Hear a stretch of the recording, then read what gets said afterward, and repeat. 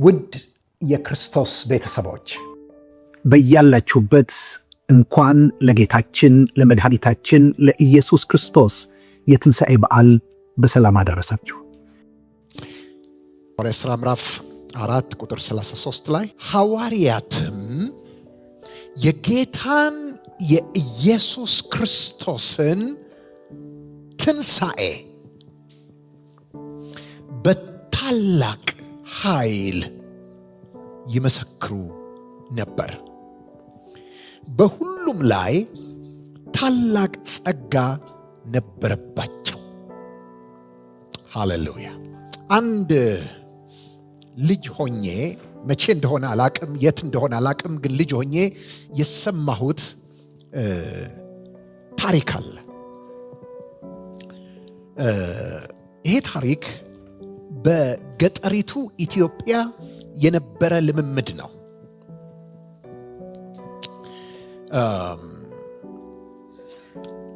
በጥንት ዘመን የገጠር ሰዎች አንዳንዴ ክፉ አውሬ ያስቸግራቸዋል። ወደ በረት እየመጣ ከበረት መንጋዎችን ይወስዳል፣ በጎችን ይወስዳል፣ እንትኖችን ይወስዳል፣ ያስቸግራቸዋል። ስለዚህ ለመግደል ከሚጠቀሙባቸው መንገዶች አንዱ በሬ ሲታረድ ወይም ሲሞት ይሄ ጭንቅላቱ ይቀር የለ ቀንዱን ይወስዱና ይቀቅሉታል። ሙክክ እስኪል ድረስ ይቀቅሉታል። ቀንድ በባህሪው ሲቀቀል እንደ ልፋጭ ነገር ይሆናል፣ ዝልግልግ ይሆናል እና በዚያን ጊዜ አውሬው በሚመጣበት አቅጣጫ ወይም አቅራቢያ ያንን ያስቀምጡታል፣ የተቀቀለውን ቀንድ። ምንድን ነው የሚሆነው ብዬ ለማወቅ ጓጓ ነበር። አውሬው ያንን ቀንድ ሲያይ ስጋ እንደሆነ ነው የሚመስለው። በጥርሱ ቴስት ያደርገዋል። ሲያየው ስጋ ነገር ነው። ስለዚህ ይበላዋል፣ አላምጦ ይውጠዋል። ከዛ በኋላ ግን እየቆየ ሲሄድ ቀንድ በባህሪው ሲቀቀል እንደ ስጋ ይሆንና እየቀዘቀዘ ሲሄድ ግን ተመልሶ ይነሳል፣ ተመልሶ ቀንድ ይሆናል፣ ይቆማል፣ ቀጥ ይላል። ስለዚህ አውሬው ስጋ አገኘው ብሎ ከበላ በኋላ ከዋጠ በኋላ እየቆየ ሆዱን ይነፈዋል፣ ይወጥረዋል፣ ይወገዋል። መጨረሻ ላይ ሆዱን ይቀደዋል እና አውሬው ሆዱ ተቀዶ ይሞታል። እኔ በልጅነቴ ይሄን የሰማሁት። በኋላ ግን በጌታ በኢየሱስ ክርስቶስ ካመንኩና ወንጌል ከገባኝ በኋላ በተለይ ኢየሱስ ክርስቶስ ትንሣኤ ከገባኝ በኋላ ወገኖቼ ይሄ ነገር ፍንትው አለልኝ። እግዚአብሔር ሰይጣን የሚባለውን ክፉ አውሬ፣ ሞት የሚባለውን ክፉ አውሬ፣ ሲኦል የሚባለውን ክፉ አውሬ ውጦ ውጦ ውጦ የማይጠግብ ለካ ለመግደል የተጠቀመበት መንገድ ተመሳሳይ ነው። ኢየሱስ ክርስቶስ ስጋ ለብሶ መጣ።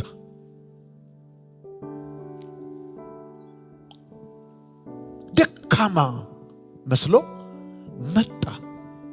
ከዚያም ደግሞ ታልፎ ተሰጠ። ስለዚህ ወገኖቼ ሰይጣን፣ ሞት፣ ሲኦል ይሄንን እድል በቃ ለመጠቀም ፈለጉ። ይሄን በመስቀል ላይ የደከመውን ኢየሱስን እስኪሞት ጠበቁ።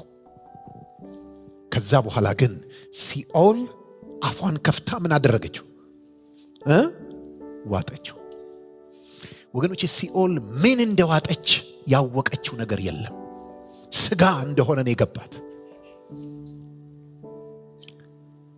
ነገር ግን እየቆየ ይጎረብጣት ጀመር። ይባስ ብሎ በሶስተኛው ቀን ቀንዱ ቀዝቀዝ ሲለው ተነሳ። አሜን። ስለዚህ የሲኦልን ሆድ ቀዶ ወጣ። አሜን። ኢየሱስ ክርስቶስ ወገኖቼ ሞትን አሸንፎ ተነሳ። ወገኖቼ የትኛውም ወንጌል ሰውን ሊያመጣው አይችልም፣ ሊያድነው አይችልም። የትኛውም ወንጌል ሰውን ሊማርከው አይችልም። ነገር ግን ሰዎችን በእውነት የሚያድን ወንጌል የትንሣኤ ወንጌል ሲጀምር ምን ያህል የትንሣኤ አማኞች ነን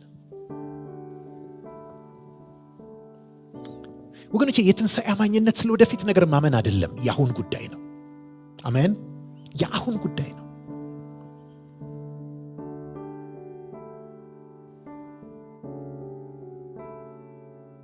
ምን ያህል አስተሳሰባችን ተለውጧል? እግዚአብሔር ሙታንን ያነሳል ብለን ምን ያህል እናስባለን? ምን ያህል ከሞት ፍርሃት ነፃ ወጥተናል? ምን ያህል ዕለት ዕለት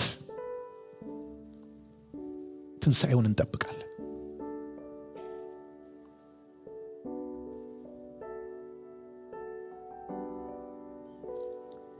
ወገኖቼ የኢየሱስ ክርስቶስ ትንሣኤ ወደፊት ታላቅ ትንሣኤ እንዳለ፣ የትንሣኤ መከር እንዳለ ማረጋገጫ ነው። እርሱንም ከሙታን አስነስቶ ሁሉን አረጋግጧል ይላል ሐዋርያት ሥራ ምዕራፍ 17 ላይ። ስለዚህ ምዕራፍ 8 ቁጥር 9 ላይ ቁጥር 9 እና 10 እንደዚህ ይላል፣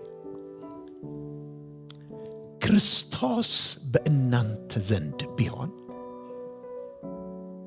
ስጋችሁ በኃጢአት ምክንያት የሞተ ነው፣ መንፈሳችሁ ግን በጽድቅ ምክንያት ሕያው ነው። መቼ? አሁን። ስለዚህ ምንም እንኳን ስጋችሁ በኃጢአት ምክንያት ሙት ቢሆንም መንፈሳችሁ ግን በጽድቅ ምክንያት ሕያው ነው። ክርስቶስንም ከሙታን ያስነሳው እርሱ በእናንተ ውስጥ በሚኖር በመንፈሱ አንድ ቀን ለሚሞት ሰውነታችሁ ሕይወትን ይሰጠዋል። ልንገራችሁ ወገኖቼ፣ ተሸክማችሁ የምትዞሩት የትንሣኤ ኃይል ነው። እያንዳንዳችን ውስጥ አሁን right now የሞላው ምንድነው ካላችሁኝ፣ የትንሣኤ ኃይል ነው። አሁን ሰዓቱ አይደለም። ስለዚህ ምን አረገውም? ስጋችንን አይለውጠውም። አንድ ቀን ግን መለከት ይነፋል። ቅጽበት አይንን እንለወጣለን። ያንቀላፉም ይነሳሉ። ምናልባት ሕያዋን ሆነን ቆየን ደግሞ እንለወጣለን። ወገኖቼ we are God's powerhouse፣ የእግዚአብሔር የኃይል ማዕከል ነን።